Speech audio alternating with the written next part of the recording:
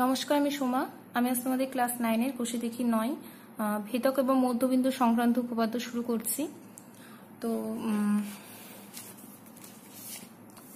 First উপপাদ্য এটা 20 number. দেখো ফার্স্টের উপপাদ্য 20 নাম্বারটা যেটা আছে সেটা বলেছে যে কোনো ত্রিভুজের দুটি বাহুর মধ্যবিন্দুর সংযোজক সরলরেখাংশ তৃতীয় বাহুর সমান্তরাল ও অর্ধেক, সেটা যুক্তি দিয়ে প্রমাণ করতে বলেছে। তো এটা আমরা প্রমাণ করব।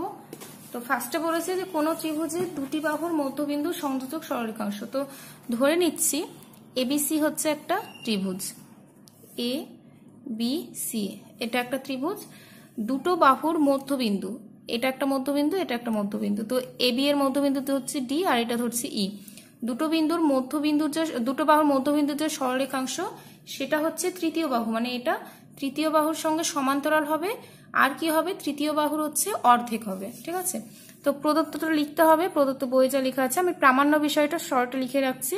একটা প্রমাণ করতে হবে ডিই সমান্তরাল বিসি, আর একটা প্রমাণ করতে হবে হচ্ছে DE equal to half of BC. এই দুটো আমরা প্রমাণ করব। তো প্রমাণের জন্য আমরা এখানে অঙ্কন করব।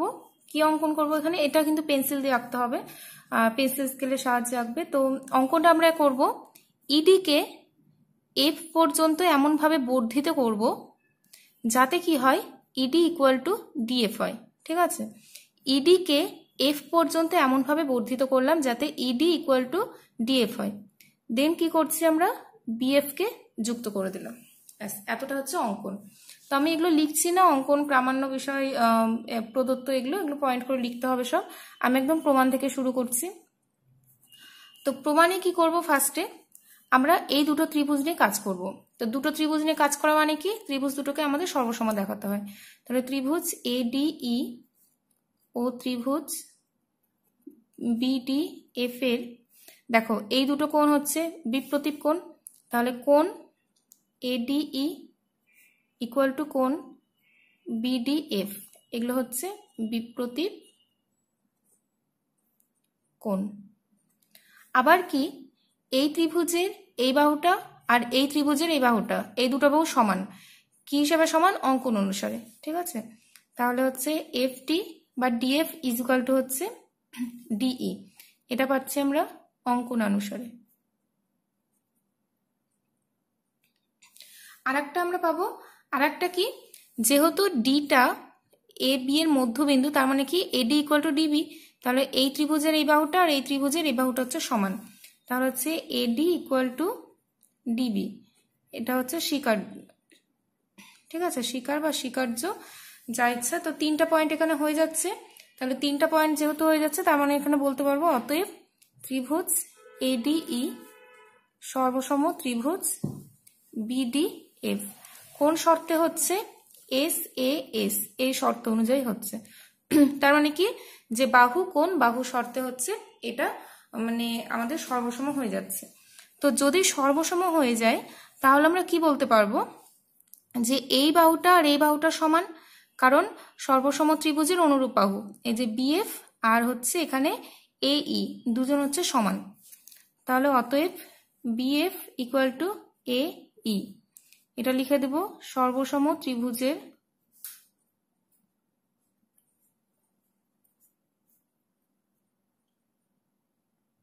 অনুরূপ বাহু। ঠিক আছে, তাহলে পাচ্ছি আমরা বিএফ ইকুয়াল টু হচ্ছে এ ই। আচ্ছা, আমাদের প্রমাণ কি করতে বলেছে? প্রমাণ করতে বলেছে হচ্ছে যে ডিই সমান্তরাল বিসি, এটা প্রমাণ করতে বলেছে।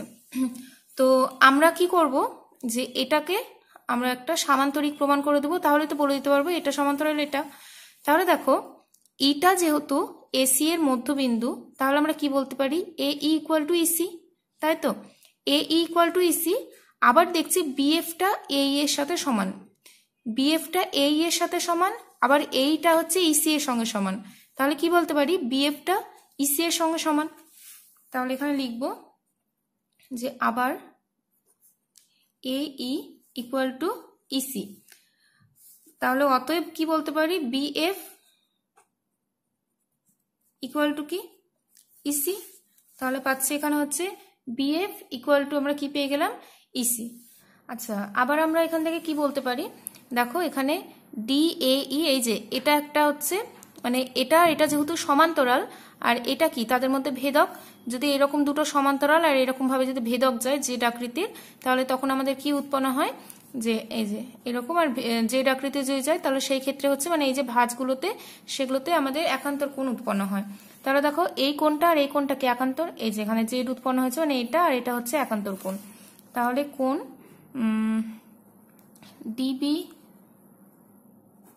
কোণ D B F equal to কোণ ডি এ ই, এরা হচ্ছে কি একান্তর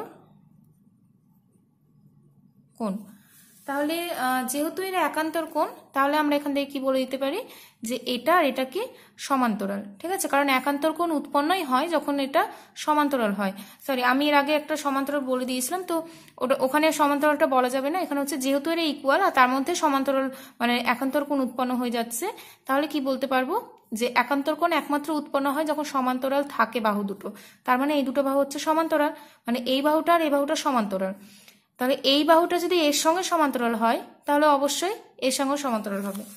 তাহলে অতএব এফ বি সমান্তরাল হচ্ছে এ ই। তাহলে এখানে বলতে পারি এফ বি সমান্তরাল এ ই, এই মানে কি আবার ইসি, ঠিক আছে।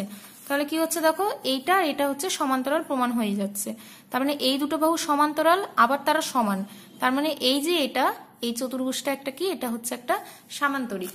তো সেটাই লিখবো এখানে যে অতএব বি সি ই এফ চতুর্ভুজের বি এফ সমান্তরাল হচ্ছে সিই, আবার বি এফ ইকুয়াল টু হচ্ছে সিই। তাহলে কি বলতে পারি যে অতএব বিসি ইএফ একটি সামান্তরিক, বিসি ইএফ একটি সামান্তরিক। তো পাশে কারণটা লিখে দিবে যে যেহেতু চতুর্ভুজটির একজোড়া বিপরীত বাহু সমান এবং সমান্তরাল। তাহলে এখান থেকে আমরা কি বলতে পারবো যে এফ ই সমান্তরাল কি বিসি, কারণ এইটা যদি পুরোটা একটা সামান্তরিক হয় তাহলে এটা মানে এই বাহুটার সঙ্গে কি সমান্তরাল হবে অবশ্যই।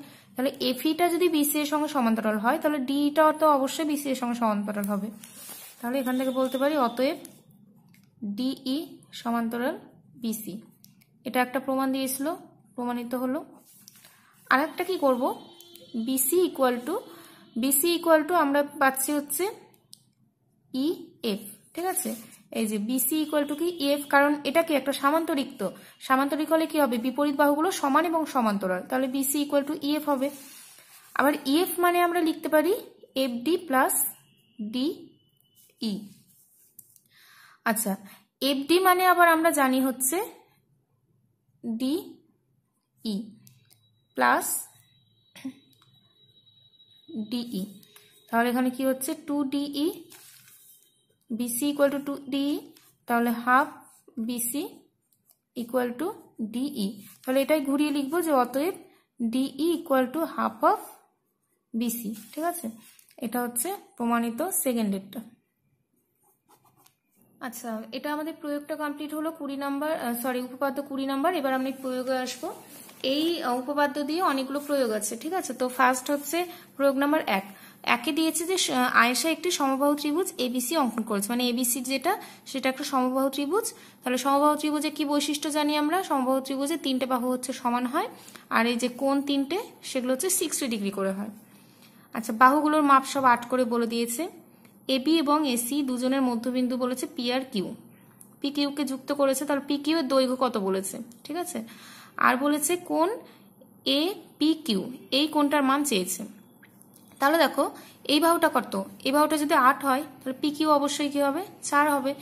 তাহলে এখানে লিখেছে ত্রিভুজের মধ্যবিন্দু দ্বয়ের সংযোজক সরলরেখাংশ তৃতীয় বাহু সমান্তরাল ও অর্ধেক, মানে যেটা আমরা এখানে করলাম, মানে প্রয়োগ নাম্বার উপপাদ্য নাম্বার 20-তে যেটা করলাম সেটাই দিয়েছে এখানে, মানে ওই স্টেটমেন্টটা লিখেছে। তাহলে পি কিউ ইকুয়াল টু কি হবে হাফ অফ বিসি, তাহলে P Q equal to half of BC, BC এর জায়গায় কি হচ্ছে এত, তাহলে এটা কাটাকাটি হবে হচ্ছে 4, মানে পি কিউ মানে হবে কত 4।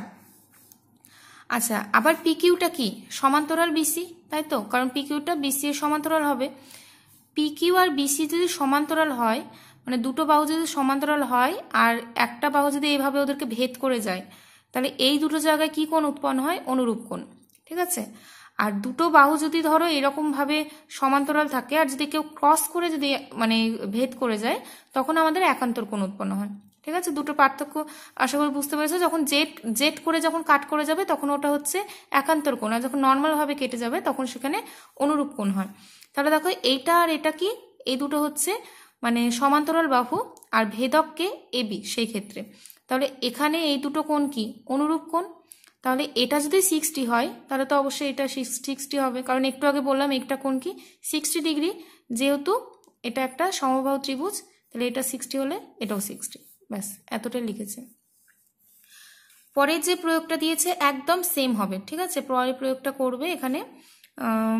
এখানে হচ্ছে এবিসি সবগুলো সেম বলেছে, শুধু এই 8-এর জায়গাতে 6 বলেছে, আর হচ্ছে হ্যাঁ এইটুকুই বলেছে, 8-এর জায়গাতে শুধু 6 বলে দিয়েছে। তো আমাদের পি কিউ এর দৈর্ঘ্য হবে 3, আর এপি কিউ এর দৈর্ঘ্যটা মানে এপি কিউ এর মানটা 60 ডিগ্রি হবে। এবার আসছি প্রয়োগ নাম্বার 3।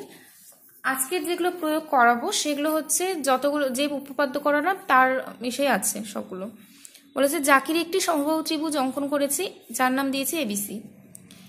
এবার কি করেছে, এবি, বিসি এবং সি এ তিনটে বাহুর মধ্যবিন্দু নিয়েছে পি কিউ আর।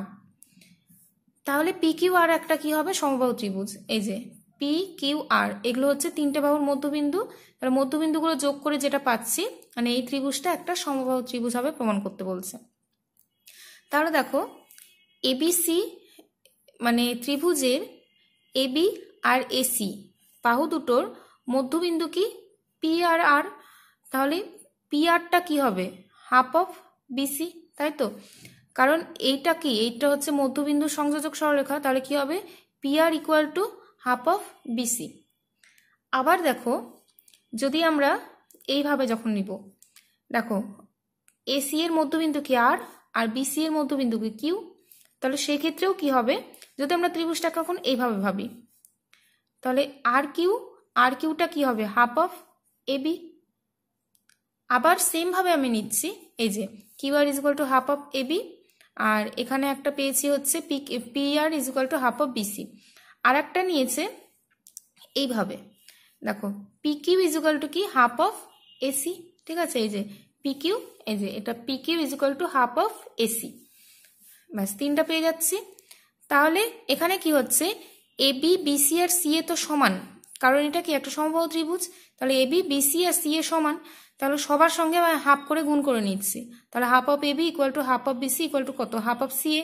তাহলে হাফ অফ এবি মানে কত? Q R. Half of BC মানে P R. Half of C A মানে কি? P Q. তাহলে P Q, Q R P R সমান। তাহলে একটা ত্রিভুজের তিনটা বাহু যদি সমান হয় তাহলে ত্রিভুজটাকে কি ত্রিভুজ বলে? সমবাহু ত্রিভুজ বলে। তাহলে এটা হচ্ছে একটা সমবাহু ত্রিভুজ প্রমাণিত। একদম সেম, মানে 20 নম্বর উপপাদ্য দিয়ে এটা হবে। ঠিক আছে, তো আজকে আমি প্রয়োগ 3 পর্যন্তই করাবো, তোমরা এতটা ভালো মতো প্র্যাকটিস করবে। নেক্সট দিন আমি প্রয়োগ 4 থেকে ধরবো। তো এগুলো সব প্রয়োগ 4 ট্রাই করতে পারো তোমরা। সবগুলো প্রয়োগ এখানে 20 নম্বর উপপাদ্য দিয়েই হবে, মানে প্রয়োগ 4, প্রয়োগ 5 পর্যন্ত। আমি নেক্সট দিন প্রয়োগ 4 থেকে শুরু করব। আজকে এতটা পর্যন্ত।